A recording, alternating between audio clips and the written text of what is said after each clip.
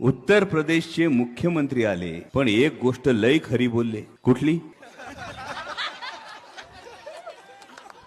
उत्तर प्रदेशचे मुख्यमंत्री एक गोष्ट खरी बोलले. ते बोलताना म्हणाले, इनका नारा सबका साथ और सिर्फ परिवार का विकास. आणि त्यानंतर या सगळ्या सातबाऱ्यांच्या बंचवर माझं लक्ष गेलं.